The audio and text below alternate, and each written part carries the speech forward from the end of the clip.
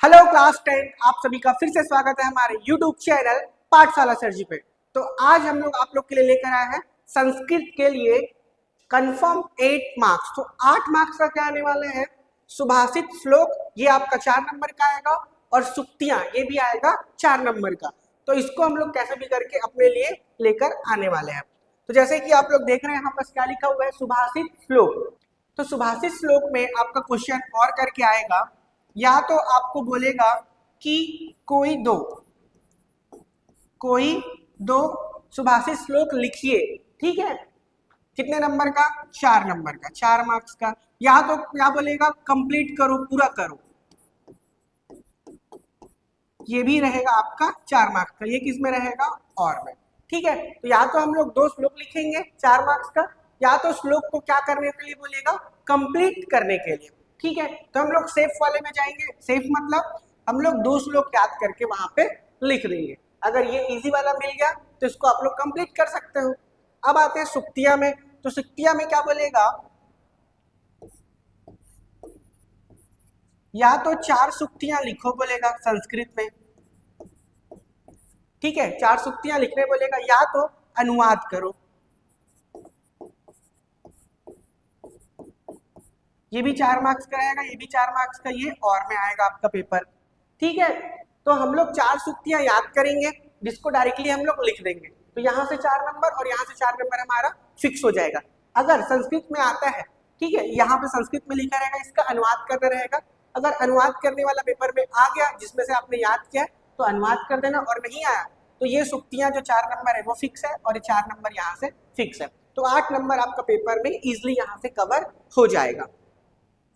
तो टोटल हम लोग 4 श्लोक लेके आए। 4 क्यों, क्योंकि 2 अगर आपने याद किया और वो 2 पेपर में आ गया तो उसको आप लिख नहीं पाओगे, है ना। इसलिए हम लोग पूरा सेफ टू सेफ चलेंगे, 4 श्लोक याद करेंगे।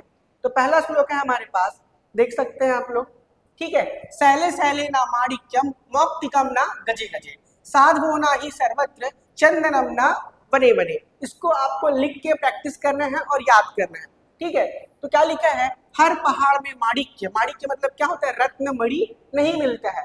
वैसे ही हर हाथी में मोती भी नहीं होता है, ऑब्वियस सी बात है।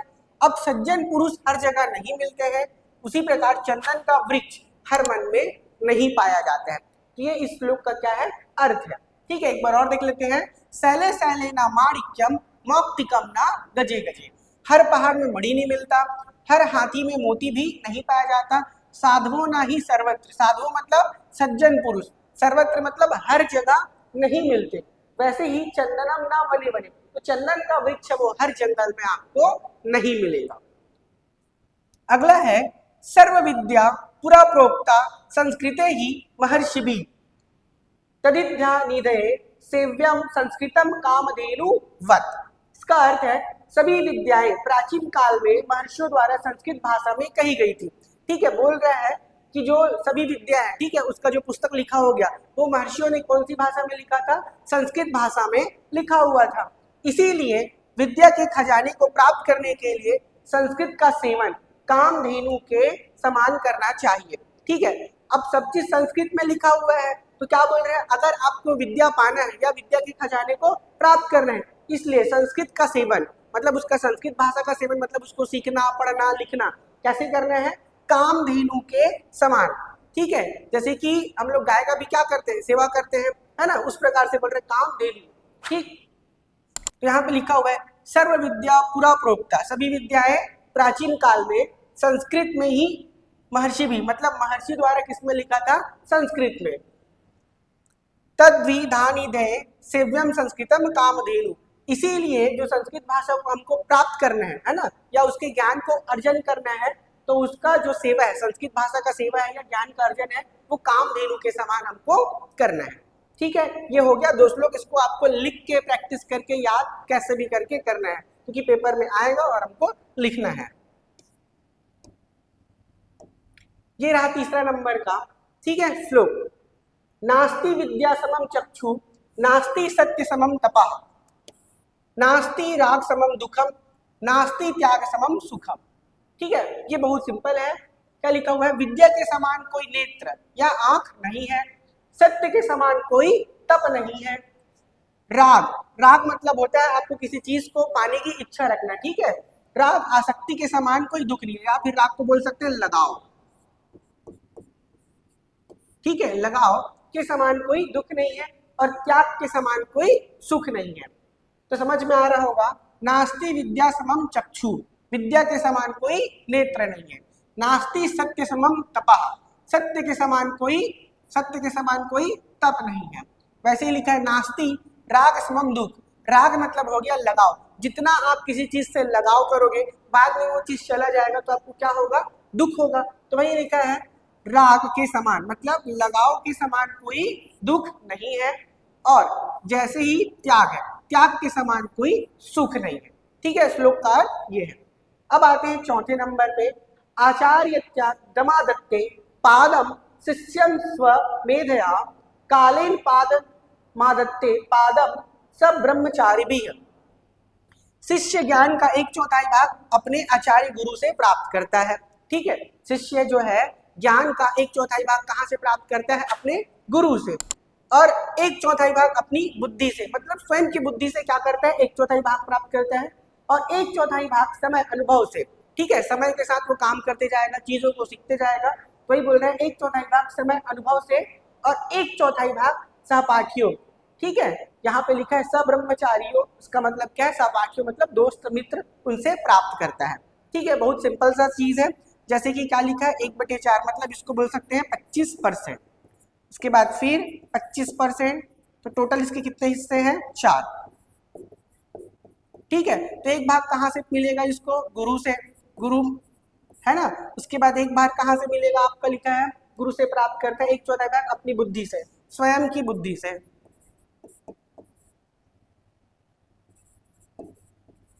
स्वयं की बुद्धि से। एक चौथाई भाग कहाँ लिखा है, समय और अनुभव, तो इसको लिख लेते हैं अनुभव से मिलेगा। उसके बाद एक चौथाई भाग कहाँ से मिलेगा, मित्र से या फिर सहपाठी से, ठीक है। तो इस प्रकार ये पूरा 100% क्या होता है, कंप्लीट। तो इसको एक बार और देख लेते हैं, आचार्य दमादत्ते पादम शिष्यम स्वमेधया कालेन पादमादत्ते पादम स ब्रह्मचारी भी, ठीक है। तो इसको याद रखेंगे, 1/4 हिस्सा कहाँ से प्राप्त करते हैं, गुरु से, 1/4 स्वयं की बुद्धि से, 1/4 अनुभव से, और 1/4 कहाँ से प्राप्त करता है, मित्र से। तो ये 4 श्लोक आप लिख लेना, याद कर लेना और अच्छे से प्रैक्टिस कर लेना, ठीक है। पेपर में कोई भी 2 लिखने को आएगा, तो 4 हम लोग इसलिए कर रहे हैं क्योंकि अगर 2 पेपर में आ गया तो उसको तो लिख नहीं पाएंगे, तो हमको 2 एक्स्ट्रा जो रहेगा उसको लिखना है।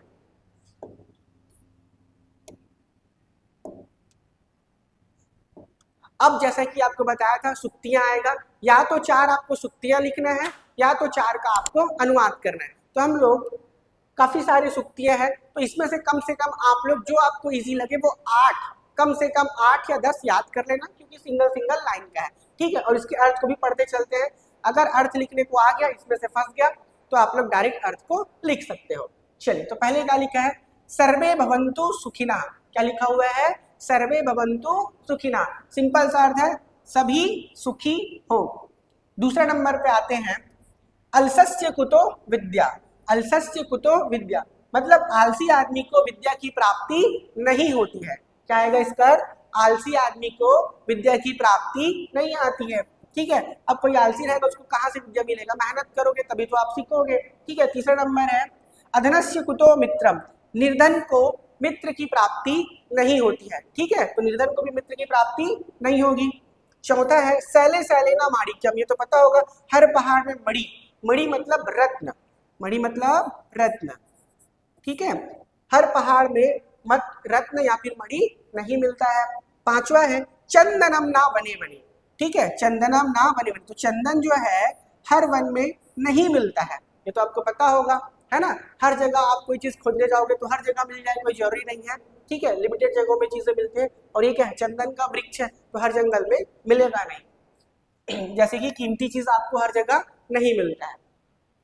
न्यायात पथा प्रविचलंती पदम ना धीरा, जो धीर पुरुष है न्याय के मार्ग से अपने पैर नहीं हटाते हैं, ठीक है। अगर आपके पास पेशेंस है और उस काम को आप आगे करते जा रहे हो, तो अगर आप पेशेंस रखोगे तो वो काम एक ना एक दिन आपसे हो जाएगा और आप अपने मार्ग से विचलित नहीं होगे। लेकिन जिसके पास पेशेंस नहीं है वो क्या करता है, इस काम को कर लो, फिर इस काम को कर लूँ, फिर ये नहीं हो रहा उस काम को कर लूँ, है ना। तो ये अर्थ वही है कि जो धीर पुरुष है, जिसके पास पेशेंस है, वो अपने न्याय के मार्ग पे चलते रहेगा, अपना पैर नहीं हटाता। ठीक है, अगला है 7वां, दृष्टिपूतम न्यसेत पादम, देख कर जांच कर पैर रखना चाहिए। ऑब्वियस सी बात है, अगर हम कोई काम कर रहे हैं तो उसको समझ कर, चीजों को समझ के कदम को आगे बढ़ाना चाहिए। तो अगला हो गया दृष्टिपूतम न्यसेत पादम। ठीक है, 8वां है मनः पूतम समाचरित, पवित्र मन से आचरण करना चाहिए। ठीक है, आचरण मतलब क्या होता है, रिस्पेक्ट करना, है ना, आदर सम्मान करना। तो अगर आप किसी का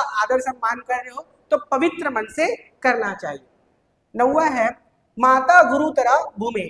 ठीक है, माता पृथ्वी से भी अधिक भारी, भारी कहने का मतलब क्या है, गरिमामयी है। 10वां नंबर है नास्ति विद्या स्वम चक्षु, सिंपल सी बात है, विद्या के समान कोई आंख नहीं है। अगर आपने विद्या या फिर एजुकेशन बहुत अच्छा किया है, पढ़ाई लिखाई बहुत अच्छे से किया है, तो आपको सभी चीजों का क्या होगा, नॉलेज होगा। तो आप चीजों को बहुत अच्छे से, सोचने समझने की शक्ति आपके पास होगी, चीजों को बहुत अच्छे से सोच और समझ पाओगे, अपने खुद के ज्ञान से दुनिया को देख पाओगे। वही लिखा है विद्या के समान कोई आंख नहीं है। अगला है नास्ति त्याग समम सुखम, ये भी आपने पढ़ा होगा श्लोक में। ठीक है, त्याग के समान कोई सुख नहीं है।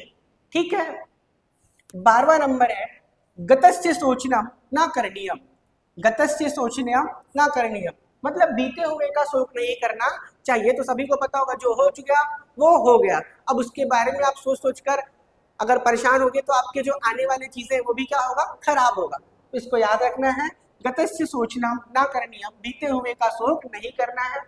13 नंबर है समोहात स्मृति विभम, मोह से स्मृति भ्रमित हो जाती है। मोह मतलब आपका होता है लगाव, है ना, या किसी चीज को पाने की इच्छा या प्यार, मोह से स्मृति भ्रमित हो जाती है। इसको आप लोग बहुत अच्छे समझ सकते हैं। क्वेश्चन नंबर 14 है छिद्रेश्वरर्था बहुली भवंती, छिद्र दोषों में अनर्थ बहुतायत से होता है। ठीक है, छिद्रो, छिद्र मतलब क्या है, दोष। अगर किसी चीज में बहुत ज्यादा दोष है तो अनर्थ बहुतायत से होते हैं, मतलब काम बहुत ज्यादा बिगड़ता है। ठीक है, अनर्थ मतलब बोल सकते हैं वो काम होगा नहीं या काम में बहुत ज्यादा बिगड़ेगा, किसके कारण, दोष होने के कारण। ठीक है, या कोई चीज बहुत ज्यादा गलत हो रहा है तो आपका काम तो नहीं हो पाएगा, तो उन चीजों के बारे में बता रहे हैं। ठीक है, बहुत गहरा अर्थ छुपा है इसमें। 15 है निशांते पिबेत पया, सुबह निशांत में दूध पीना चाहिए। ठीक है, ये तो आपको सभी को पता होगा। 16 में आते हैं अत्यादरा संकनीय, अत्यधिक आदर संदेश पैदा करने वाला होता है। अत्यादरा संकनीय मतलब बहुत ऑब्वियस सी बात है कि अगर आपको कोई बहुत ज्यादा रिस्पेक्ट दे रहा है, बहुत ज्यादा आपसे कोई प्यार से बात कर रहा है, तो आपको वहां पे सोचना है और समझना है, क्योंकि ये शंका वाली बात है ना। 17 नंबर समानशील सनेषु सख्यम, समानशील और व्यसन में, व्यसन वालों में मित्रता होती है। ये सिंपल सी बात कही गई है, जैसे कि जिन लोगों का जैसा आचरण होता है, जैसा उनका व्यवहार होता है, तो ज्यादातर दोस्त उनके वैसे ही बनते हैं। मतलब बोला जाता है कि जैसा दोस्त रहेगा वैसा ही उनका क्या होगा, व्यवहार होगा। तो यही बात यहाँ पे लिखा है, समानशील मतलब उनकी अगर प्रॉपर्टीज या फिर उनके गुण मिलते हैं या व्यसन वालों में मित्रता होती है। ठीक है, 18 नंबर परिवार लघुरे वरम, छोटा परिवार ही बेहतर है या फिर श्रेष्ठ है। तो ये टोटल आपके 18 हुए। तो आपको 18 याद कर पाते हो तो बहुत अच्छी बात है, नहीं तो कम से कम 10 आप एकदम कंठस्थ याद कर लो, क्योंकि आपको 4 ही लिखना है, 4 लिखने से 4 मार्क्स कंफर्म हो जाएगा। तो इस वीडियो में आप सभी के लिए इतना ही, मिलते हैं अगले वीडियो में, तब तक के लिए थैंक यू, अलविदा, जय हिंद।